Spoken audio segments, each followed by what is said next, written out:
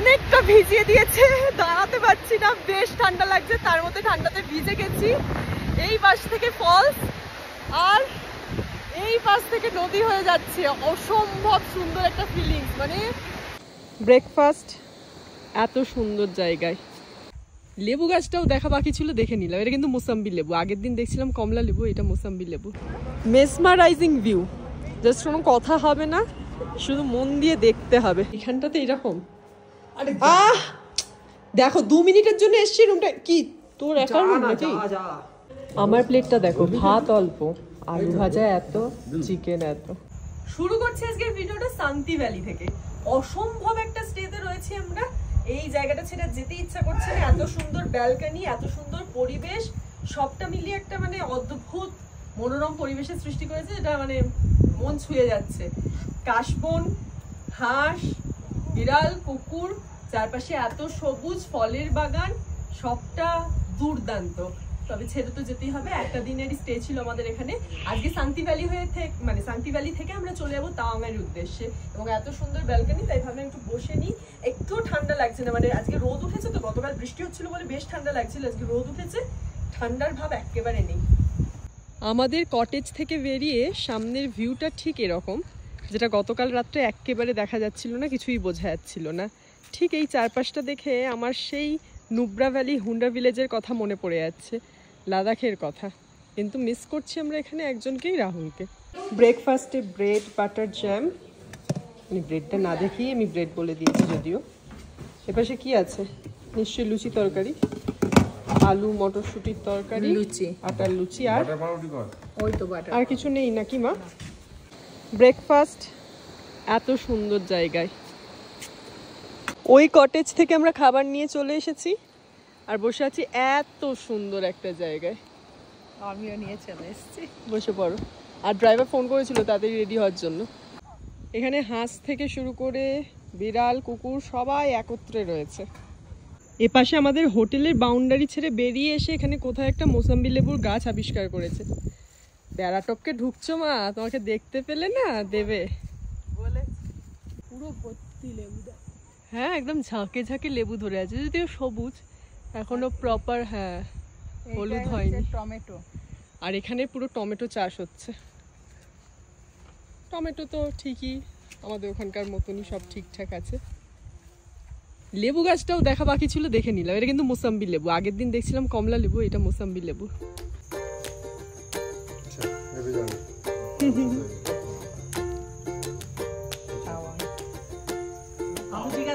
বলতে পারছিলাম না, তাও আমি যাচ্ছি।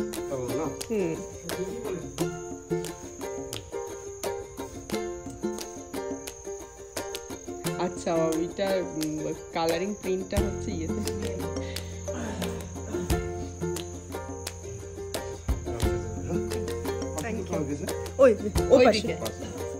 দেখো এখান থেকে লাগেজ বয়ে নিয়ে যাওয়ার জন্য কি অদ্ভুত ব্যবস্থা, কারণ আমরা একটা ব্রিজ পেরিয়ে এসেছিলাম। এখন আমাদের সব লাগেজ প্যাক করে নিয়ে ওখানে চলে গেল। এবার আমরা জায়গাটা ছেড়ে চলে যাব। এত সুন্দর একটা জায়গা, মনে হচ্ছে আরো একদিন থাকি। কি মা, তোর মনে হচ্ছে না? কার খাবার? ও, বিড়ালকে আবার মা কি খাবার দেবে সেটা আবার আনতে ভুলে গেছে, এখন আনতে যাচ্ছে। কত ঠান্ডা লেগেছে তোর? আমরা স্লিভলেস পরে ঘুরছি আর তুই এর মধ্যে, দেখো কাণ্ড, ফুল স্লিভ পরে মাফলার জড়িয়ে। আবার ছবি তুলে দিতে হবে ওনাকে। কোথায় এসছিস? ভিক্টোরিয়া?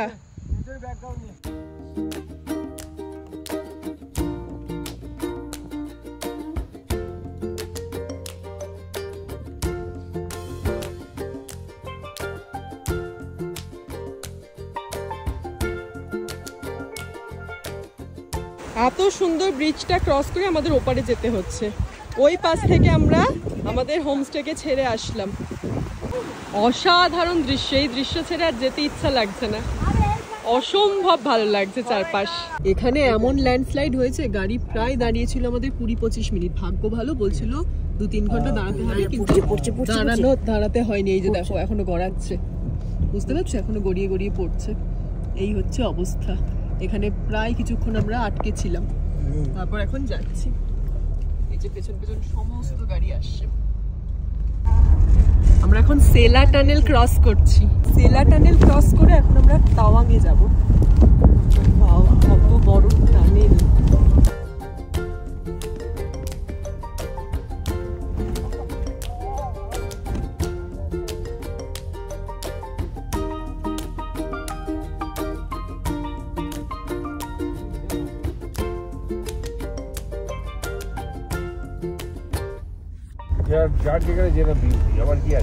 হ্যাঁ, এইটা হচ্ছে কারোর সাথে কারো কম্পারিজন চলে না। প্রত্যেকটা ভৌগোলিক জায়গায় আলাদা আলাদা বৈশিষ্ট্য রয়েছে।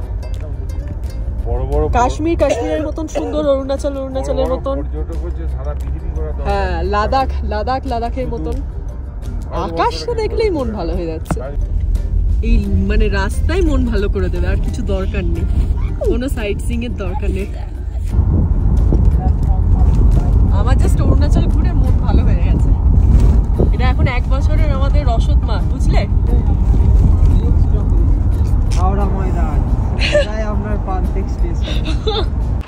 সেলা টানেলের ঠিক সামনে এসে তাওয়াং ঢোকার গেট রয়েছে, ওই পাশে গেটওয়ে অফ তাওয়াং।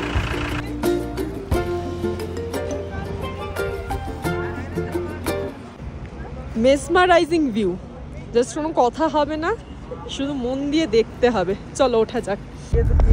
অসাধারণ, দূরে ওয়াটারফলসের রেখা, আর আজকে রোদটা উঠেছে বলে চারপাশ আরো সুন্দর লাগছে। হ্যাঁ, ইন্ডিয়ান আর্মির বাংকার ঠিক কেমন দেখতে হয় মানে ভাবা যায়। এখানে একটা লম্বা চওড়া মানুষ জাস্ট বসে বা শুয়ে থাকতে পারবে, আর নয়তো পারা যাবে না। এটা 1962 সালের বাংকার। রাইফেলম্যান জসবন্ত সিং রাওয়াতের স্মৃতিসৌধ। আগেরটা দেখে আসলাম। আর এই গাছ, মানে এখানে একটা গাছ ছিল, সেই গাছের নিচে উনি শেষ নিঃশ্বাস ত্যাগ করেন, শহীদ হন। তার উদ্দেশ্যে এই জায়গায় ওনার সমস্ত কিছু পোশাক সজ্জিত রয়েছে। এই সমস্ত জায়গায় আসলে গায়ে কাঁটা দেওয়ার মতন শিহরণ হয়।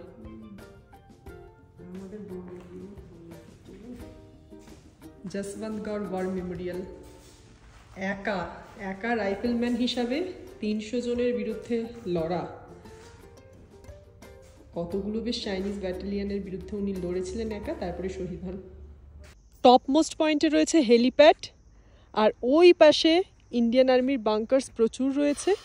এবং আমরা এখানে দেখে আসলাম জসবন্তগড় ওয়ার মেমোরিয়াল অ্যান্ড জসবন্তগড় স্মৃতিস্থল, এই দুটো জায়গা। আর একদম নিচে, মানে আমি কথা বলতে কষ্ট হচ্ছে, এখানে এতটা উপরে এসেছি। এবং এখানে শুধু চারপাশটা দেখলে বোঝা যাবে। এই পাশটা তো পুরো সাদা লাগছে, মেঘে পুরো ঢেকে গেছে। একটু আগেই রোদ ছিল, এই পুরো মেঘে ঢেকে গেল।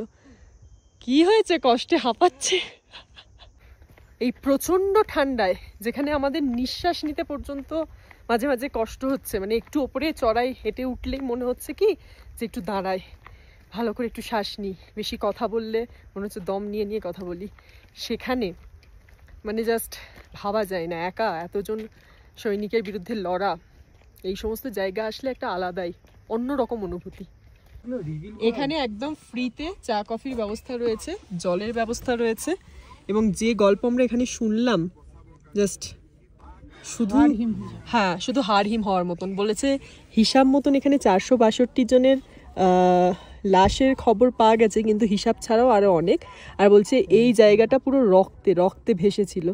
আর এইখানে নয়তো এতদিন ইন্ডিয়ান আর্মির ফ্ল্যাগ থাকতো না, মানে ইন্ডিয়ার ফ্ল্যাগ থাকতো না, এতদিন চায়নার ফ্ল্যাগ থাকতো শুধুমাত্র এই একটি মানুষের জন্য। আমরা এখন নোরাং ওয়াটারফলসের সামনে, যেখানে এক বিন্দু দাঁড়ানো যাচ্ছে না, পুরো ভিজিয়ে দিচ্ছে। আমরা ছাতা নিয়ে এসেছি, অনেকটা ভিজিয়ে দিয়েছে, দাঁড়াতে পারছি না, বেশ ঠান্ডা লাগছে। তার মধ্যে ঠান্ডাতে ভিজে গেছি। এই পাশ থেকে ফলস, আর এই পাশ থেকে নদী হয়ে যাচ্ছে। অসম্ভব সুন্দর একটা ফিলিংস, মানে ঠান্ডা লাগছে, গায়ে জল লাগছে, কিন্তু তাও মনে হচ্ছে এখানে দাঁড়িয়ে থাকে, এত ভালো লাগছে। আর এই পাহাড়ি নদী দেখে তো আমি জাস্ট মুগ্ধ।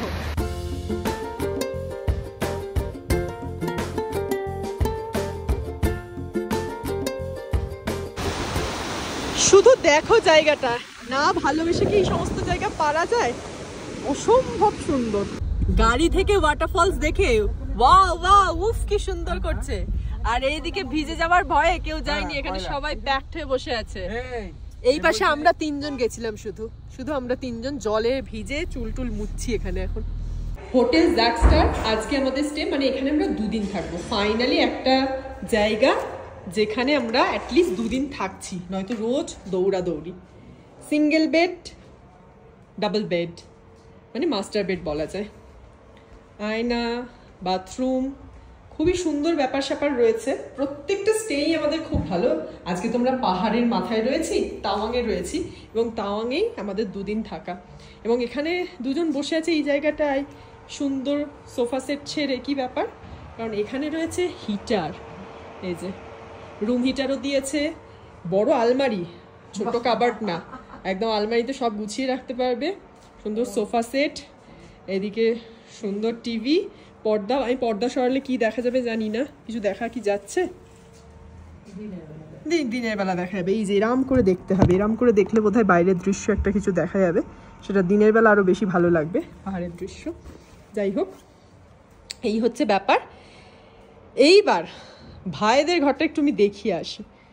ভাইদের রুমটা আরো সুন্দর লাগছে, কোজি রুম। কি হলো, কি করছিস ভাই?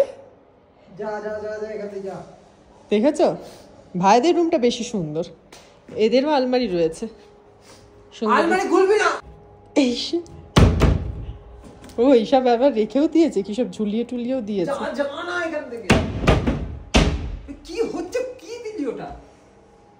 ও তোদের এইখানটাতে এরকম। দেখো 2 মিনিটের জন্য এসছি, রুমটা কি তোর একার রুম নাকি? আজকের ডিনারে ভাত, মাংসের ঝোল ধনেপাতা দিয়ে।